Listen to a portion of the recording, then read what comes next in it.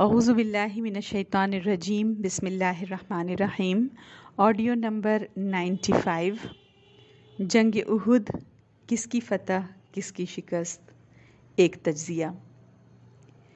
اس غزوے کے بارے میں علماء میں بڑی لمبی بحثیں ملتی ہیں کہ کیا اسے مسلمانوں کی شکست سے تعبیر کیا جائے یا نہیں۔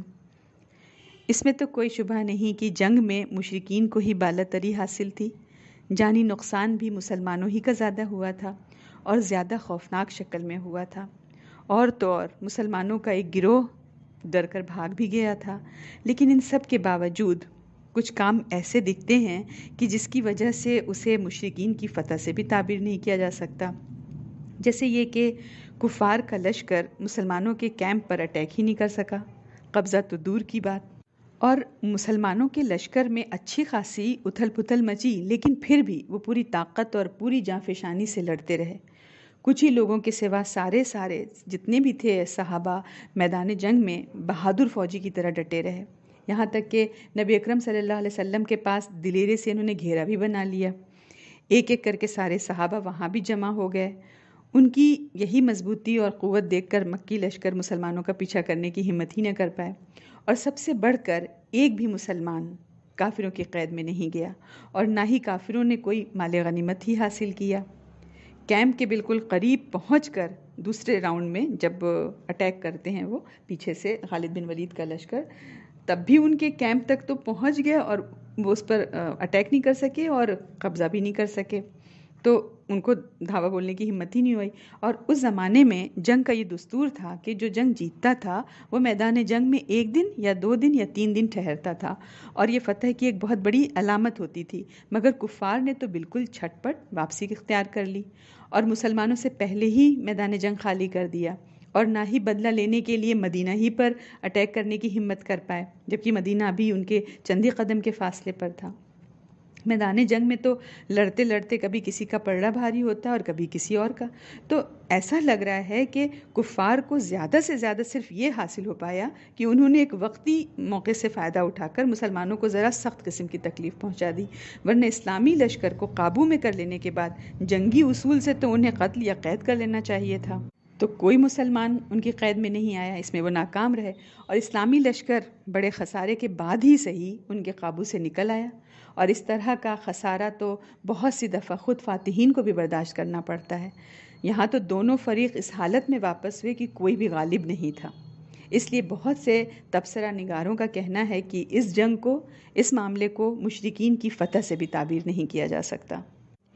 اور غزوہ احد میں مسلمانوں کو جو مصیبتیں پیش آئیں، اس میں اللہ تعالیٰ کی بڑی حکمتیں چھپی تھیں۔ کچھ علماء کا کہنا ہے کہ ایک حکمت تھی اس ذکر کے پیچھے، اس تکلیف کے پیچھے، جیسے مسلمانوں کو نافرمانی کے انجام کی نحوست بتانا ایک حکمت یہ تھی، کیونکہ جو بھی سمجھا ہو تیر اندازوں نے، انہیں بہرحال نبی اکرم صلی اللہ علیہ وسلم نے جو حکم دیا تھا کہ وہ اپنی جگہ سے ہلے نہیں جب تک کہ میں نہ بلا بھیجوں، انہیں ہٹنا نہیں چاہیے تھا۔ یہ نافرمانی ان سے ہوئی تھی، تو اس نافرمانی کا انجام دکھانا تھا اللہ تعالیٰ کو۔ اسی وجہ سے دیکھیں جیتی ہوئی جنگ ہاتھ سے جاتی رہی اور کتنے بڑی تعداد میں صحابہ شہید ہو گئے۔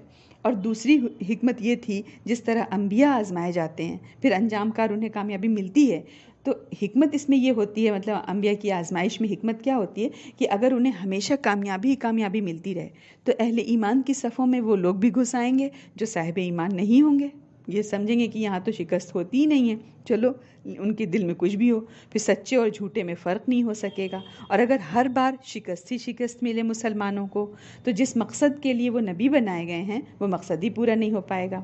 اس لیے حکمت کا تقاضا یہی ہے کہ دونوں صورتیں پیش آئیں، کبھی فتح کبھی شکست، تاکہ سچے اور جھوٹے میں تمیز ہو جائے۔ ہم دیکھیں جنگ بدر کے بعد بہت سے لوگ تو اسی لیے ایمان لائے تھے نا کہ اسلام کی طاقت پھیل رہی تھی، مال غنیمت بھی مل رہا تھا، تو لالچ اور خوف نے انہیں منافقت پر آمادہ کیا۔ تو مسلمانوں کی جماعت میں اس ٹائم جو ہے سمجھ لے یہی سوچ کر کے کہ مال غنیمت ملے گا اور اسلام مضبوط ہے، مطلب وہاں پہ ہم سیف رہیں گے، تو بہت سے منافقین جو ہیں اس مسلمانوں کی ٹیم میں جماعت میں گھس آئے، اور ان کا نفاق مسلمانوں سے ابھی تک چھپا ہوا تھا، جنگ بدر سے لے کر جنگ احد تک ابھی تک چھپا ہوا تھا۔ منافق تو بزدل ہوتا ہے، ہمیشہ اس کو اپنی جان کا ہی ڈر لگا رہتا ہے، وہ تو موقع پرست ہوتا ہے۔ تو اس جنگ کے موقع پر منافقوں سے کچھ ایسی باتیں اور کام دیکھنے کو ملے جس سے مسلمانوں کو جو شک تھا ان کے بارے میں کہ یہ غدار ہیں، تو وہ شک ان کا یقین میں بدل گیا، اور مسلمانوں کو معلوم ہو گیا کہ خود ان کے اپنے گھر کے اندر بھی ان کے دشمن موجود ہیں۔ اس لیے مسلمان اس جنگ کے بعد ان سے نمٹنے کے لیے بہت محتاط ہو گئے۔ سورۃ آل عمران میں غزوہ احد پر بھرپور تبصرہ ہے۔ 60 آیتیں اس غزوے کے متعلق اللہ تعالیٰ نے نازل فرمائیں۔ مسلمانوں کو کئی قیمتی سبق سکھائے گئے، ان کی کمزوریاں بتائی گئیں، منافقین کی حقیقت بے نقاب کی گئی، ان کے سینوں میں اللہ اور اس کے رسول کی عداوت کا پردہ فاش کیا گیا۔ احد کا واقعہ ہوا، تبصرہ ہوا، سبق سیکھ لیے گئے اور معاملہ ختم کر دیا گیا۔ کبھی یہ نہیں ہوا کہ ہر سال جس تاریخ کو احد ہوئی تھی اس سال سوگ منایا جاتا یا ماتم کی محفل برپا کی جاتی۔ اگر ماتم کرنا ہی تھا کسی واقعے پر تو وہ احد تھا، جس میں کہ خود نبی اکرم صلی اللہ علیہ وسلم اللہ کے رسول زخمی ہوئے تھے، جس میں کہ حمزہ رضی اللہ عنہ کی شہادت ہوئی، جس میں کہ حنظلہ رضی اللہ عنہ کی شہادت ہوئی، اور جس میں اتنے سارے صحابہ نے جام شہادت نوش فرمایا۔ لیکن ہم دیکھیں، یہ اسلام کا مزاج نہیں ہے۔ اسلام ماضی میں قید نہیں رہتا، نہ ماضی کی خوشیاں سیلیبریٹ کرتا ہے، نہ ماضی کے غم آبزرو کرتا ہے۔ اسلام فارورڈ لکنگ ہے، آگے دیکھتا ہے۔ جو ہو گیا ختم کرو، ڈن از ڈن، گزر گیا، آگے دیکھو۔ نہ ماضی کی تابناکیاں دیکھتے رہو اور نہ ہی ماضی کی تاریکیاں دیکھتے رہو، کیونکہ اللہ تعالیٰ نے مسلمان کو مصروف رہنے کے لیے بنایا ہے، اور کہاں مصروف رہنا ہے وہ بھی بتایا نبی اکرم صلی اللہ علیہ وسلم کے ذریعے۔ تو جو مصروف رہتے ہیں وہ اس طرح یادیں جمع کر کے نہیں رکھ سکتے۔ ماضی میں کیسے رکھیں گے اپنے کو جب کہ آگے اتنا کام پڑا ہے؟ ماضی کے واقعات اور ماضی کے قصے کہانیاں دہرانا، یہ تو نبی اکرم صلی اللہ علیہ وسلم نے بتایا کہ جنت میں ہوگا، کہ جنتی آپس میں اپنے ماضی کی باتیں کریں گے۔ جو مصروف عمل ہے اور مستقبل کے بارے میں فکر مند ہے وہ ماضی کے بارے میں بیٹھ کر باتیں نہیں کرتا۔